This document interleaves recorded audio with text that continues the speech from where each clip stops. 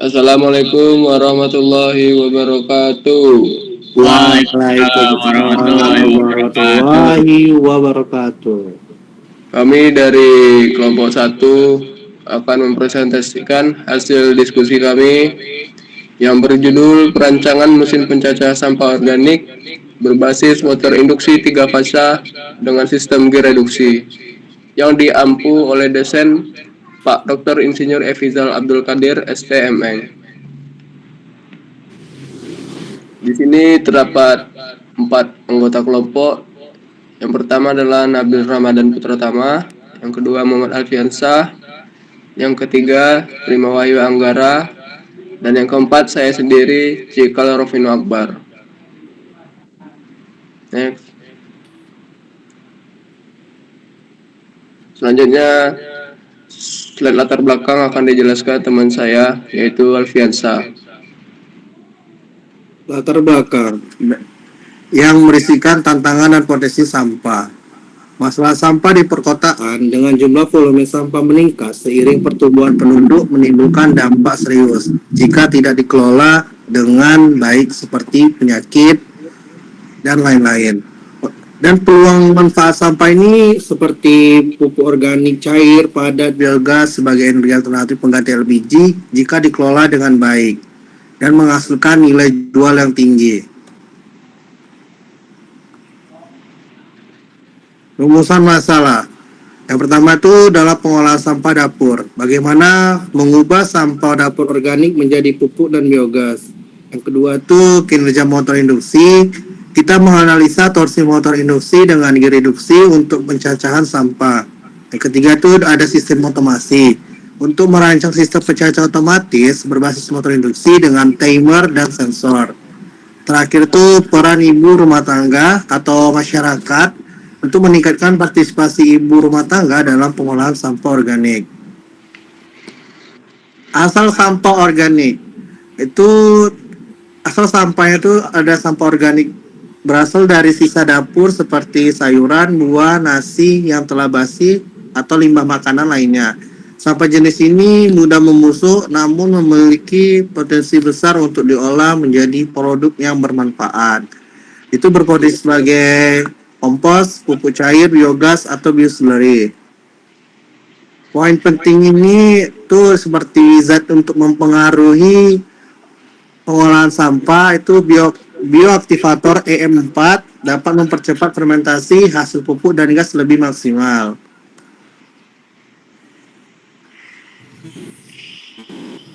Selanjutnya akan dijelaskan oleh Nabil. Pada Nabil disilakan. Baik, saya akan menjelaskan tentang energi alternatif yang dimanfaatkan dari limbah. Ada pemanfaatan biogas, terdiri atas kebutuhan energi. Cadangan energi fosil menipis mendorong peralihan ke energi yang terbarukan. Komponen utamanya yakni terutama metana CH4 dan karbon dioksida CO2 dapat menggantikan LPG. Produksi biogas dihasilkan dari fermentasi limbah organik dalam digester tertutup. Motor induksi 3 fase. Motor induksi ini terdiri dari stator, rotor, fan, cooling airflow, non-drive end, dan drive end. Motor induksi bekerja berdasarkan induksi elektromagnetik antara stator dan rotor. Arus 3 fasa pada stator menghasilkan medan magnet yang berputar. Dengan tambahan gear reduksi, motor mampu menghasilkan torsi lebih besar untuk proses pencacahan. Cocok digunakan sebagai penggerak utama mesin pencacah sampah yang membutuhkan tenaga yang stabil. Mesin pencacah otomatis berbasis motor induksi. Tujuan dari pengolahan sampah ini yakni mesin pencacah kami memanfaatkan energi listrik rumah tangga sebagai sumber energi utama. Energi ini disalurkan ke motor listrik yang menggerakkan pisau atau rotari melalui mekanisme roda gigi reduksi. Adapun keunggulannya yakni pertama hemat biaya. Menggunakan listrik rumah tangga tidak memerlukan bahan bakar diesel. Yang kedua ramah lingkungan. bebas asap dan kebisingan, nyaman digunakan di dalam rumah. 3. Memiliki efisiensi yang tinggi. Pisau menghasilkan potongan halus, mempercepat pengomposan dan produksi biogas.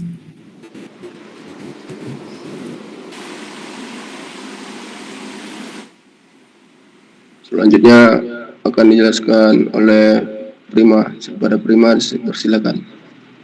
Terima kasih. Saya akan menjelaskan tentang mekanisme mesin pencacah sampah dapur. Itu alat ini dirancang untuk mengolah limbah organik rumah tangga menjadi ukuran kecil untuk pupuk atau biogas. Terdiri dari 6, yaitu pertama sistem keamanan, pelindung pisau, sensor penutup dan tombol darurat untuk keselamatan. Kedua ada digester, tangki tertutup untuk fermentasi limbah organik menjadi pupuk dan biogas. Yang ketiga ada rotary gear, reduksi untuk mengatur kecepatan rotari dan menambah torsi untuk pencacah. Yang keempat ada sistem pemasukan dorong atau hopper untuk memasukkan sampah dengan mudah dan aman. Yang kelima ada unit pemotong, yaitu pisau pemotong baja tahan karat menghancurkan sampah menjadi ukuran kecil. Yang keenam dan terakhir adalah motor penggerak, yaitu menggerakkan pisau dilengkapi timer untuk efisiensi daya.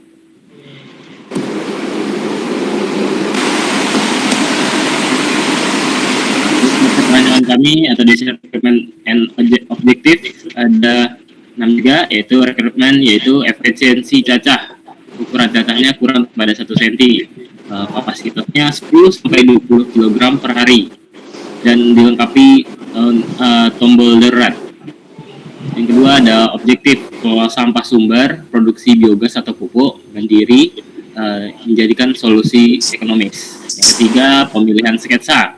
Pilih desain vertikal terintegrasi seperti efisiensi ruang, gravitasi alami dibandingkan terpisah atau modular. Yang keempat ada keunggulan, desain fokus DFMA, itu mudah dirakit, material lokal, stainless steel, modular untuk perawatan. Yang kelima ada desain alat, itu vertikal. Komponennya yaitu ada hopper, pisau, rotary, motor, gear, digester HDPE, rangka baja, plus roda.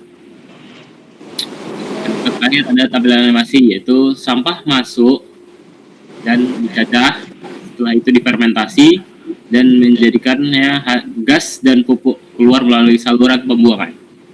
Selanjutnya analisa hasil perhitungan. Di sini terdapat 3 parameter. Yang pertama adalah spesifikasi, kedua rumus dan nilai, yang ketiga adalah penjelasan. Adapun beberapa perhitungan yang kami lakukan, yang pertama adalah poros dengan nilai yang didapatkan yaitu sebesar 0,75 kW.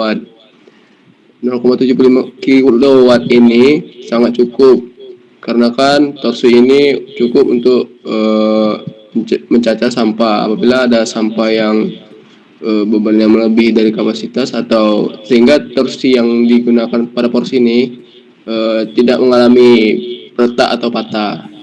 Yang kedua adalah kecepatan potong. Dengan nilai yang didapatkan yaitu 21,84 meter per sekon atau 1400 rpm. Dengan kecepatan ini sangat efisien dan membantu potongan cacahan sampah menjadi lebih halus. Yang ketiga adalah beban motor. Dengan nilai yang didapatkan yaitu sebesar 687,72 watt. Dan ini masih mampu menahan beban cacahan sampah. Dan yang keempat adalah isi digester. Dengan nilai hasil yang didapatkan yaitu sebesar 0,034 meter kubik atau 50% dari isi digester. Yang kelima adalah massa bahan. Dengan nilai yang didapatkan yaitu sebesar 588,2 kg per meter kubik. Kapasitas ini untuk 20 kg sampah dalam satu digester. Yang keenam adalah potensi biogas. Dengan nilai yang didapatkan yaitu sebesar 0,0017 meter kubik per kilogram dari sampah dapur yang diolah.